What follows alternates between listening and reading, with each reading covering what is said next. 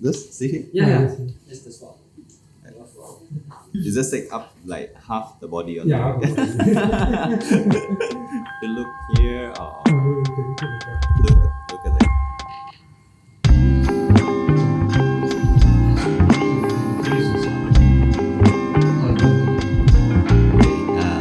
Hi, this is Jacky. I'm an environmental engineer and I'm into aquascaping since 2016. Back in 2016, when my daughter is like in K2, she started asking for some pet. I tried to look for was like the goldfish with standard kind of fish tank as what I imagined. I searched for YouTube, then I tried to find some kind of idea for aquarium. Then it come out to have some planted tank. And then I really deep into the world of aquascaping. My first tank was like quite kind of successful. After that, then I just keep on going. Then more and more tanks just pop up in the house. So currently I have 7 tanks inside the house and 3 outdoor tanks. I have joined several contests. The most famous one is IAPLC. Other than IAPLC, I also joined AGA, Brazil Aquascaping Contest, IIAC. I try to join as many contests as possible because the thing is like even at that time my tank is like not really up to standard or so, but like that one is my effort or the feeling for the tank as well. Mostly it's like to make the record for the tank that I made.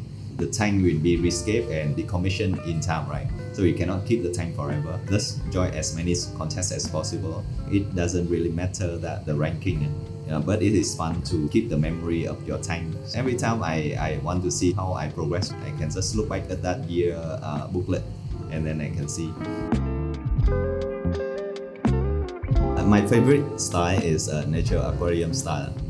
Why I like it, I also not so sure. Probably I watch too many ADA videos. The attractive thing about nature aquarium style is slice cut of nature that you put in.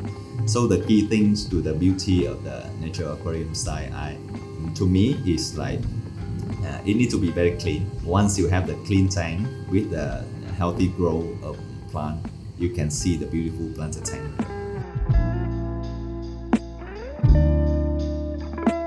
First on scaping, firstly I need to know the tank size. You will choose an appropriate material. How big is it? How many that I need? Secondly is the information is know where you place the tank. It's like center of the room or corner of the room. You will have rough idea like how you are going to do the composition. For example, if you place the tank is in the corner of the room, mostly the triangular layout should be suitable. All the thing will just like grow out toward the open space, so people can enjoy it two sides of the tank. If you place the tank at the center of the room, then probably you can make the island style. So basically the tank can be appreciated from the 3 sides of the tank. If the room is narrow or something, then make the U-shape kind. Actually the U-shape is mostly you do for the tank for competition, because for competition mostly you only look from the front side. So the most important thing is like the front side. Basically I will based on the material what I have on hand, then I will do sketching based on the material that I have. Yeah. So roughly I got the idea like how to place them. Regarding this scape, basically on that day itself, I know that when I get into this room, I really want to scape this tank already, because it's a kind of the biggest tank in the room. Right? The size is 120, 50. That size I never escaped before. I can see the position of this tank in the room is at the corner size. So triangular layout should be the most suitable for this. To get the triangular one, I was lucky enough that you have like very good piece of driftwood here. That driftwood is like really majestic. I kind of love it at the first sight when I see it outside the balcony, right? I say, okay, I just need to use it and bring in just one shot. I think everything settled already. We built this one, I think, quite quickly in 3-4 hours. Then we already done the scape. The scape is simple. It's nature aquarium style. So basically, put the tree wood together with some lava rock to do the support for the wood here on it. And at the back, it sloped up. The trick that I learned from the green machine, use a so-called substrate support. You can find the plastic corrugated board, the black color. I think we can find it here in Singapore in popular bookstore. Yeah, then you just cut it into pieces and then just slot it in the way that it support the substrate, not corrosion downward. It will keep the planted tank in shape for longer time. Basically, the sticker, when I do scaping, I need to know where the focal point for the scape. I roughly know it's like the 1/3 of the tank here.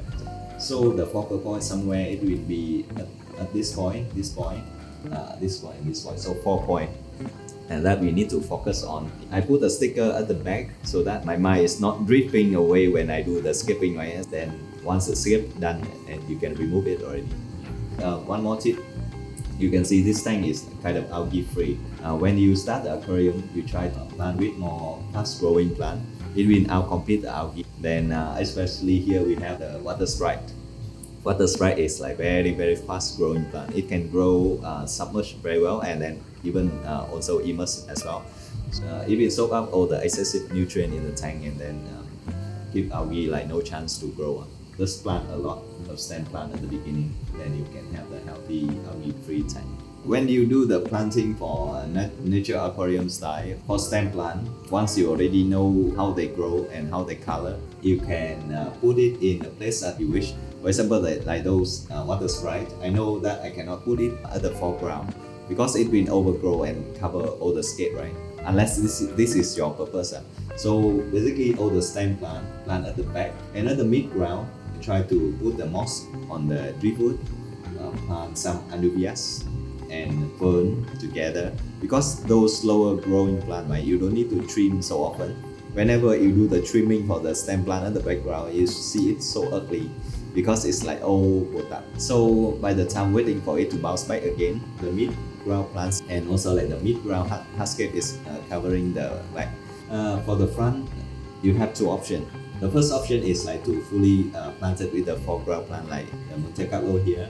The other option is like to make it like the sand foreground. Sand foreground is easier to maintain. It's easier to make the scape become more brighter. Whenever you see the sand is dirty, just siphon it out, replace it with the new sand. It looks okay already. To me, I like sand a lot. I think most of the tank that I have at home is like having sand at the foreground because I'm lazy. I just siphon it out, then replace with new sand. Ta-da! For the one who new to planted tank hobby, you can start by copying some tank that you really like. You copy the tank size, the filter, the CO2, how many bubbles per second, the duration of lighting and CO2 as well. Even you can copy the whole thing, the setup that you really like. And then you try to follow the maintenance schedule. It was very easy for me because I also like do that copy things at the beginning when I started the hobby. My first tank was the 2 feet tank, and I also started with the aquatic plant. I use a tissue culture one, which is like pest-free and snail-free kind of thing. Because as the beginner, right, when you see the algae, right, you feel really fed up and then easy to give up. Yeah, so it would be better to have something that you make sure that the chance of success is more, then it motivates you to do better in the future. And the bigger tank, the better lah. Yeah, because like the bigger tank, it will have like more margin for error. But I think the good size is about 60 cm, like 2 feet tank, about 60 liter of water. That is a good size to start. The most important thing is lighting. If I have to invest in the planted tank, I would invest in the light at first. Because if you have the good light, you can basically grow any kind of plant. My favorite plants should be the easy-going plant and also easy to get beautiful plant. It is Rotala species, rotundifolia, different type of color. Because it's generally easy-going plant, it can grow in the low-tech tank, high-tech tank, and in any kind of condition, immersed or submerged. So it has many colors as well. You can choose from red, orange, green, yellow, any kind of color shade. So as you grow a lot of stem plant, especially you will find the true color of the plant. So once you know the true color of the plant, you can just you have the color palette in your hand, and when you do painting, you already imagine what color you put, where you put those color. Like you can make the shade of color gradient, like from red, orange, yellow, green, right? Yeah, the gradient should be very nice. You can just like visit my social media channel, LitiAquaria, Instagram, Facebook, YouTube. Yeah, and mostly I focus on that. I have the one-man show, don't have energy to manage many social media. Yeah.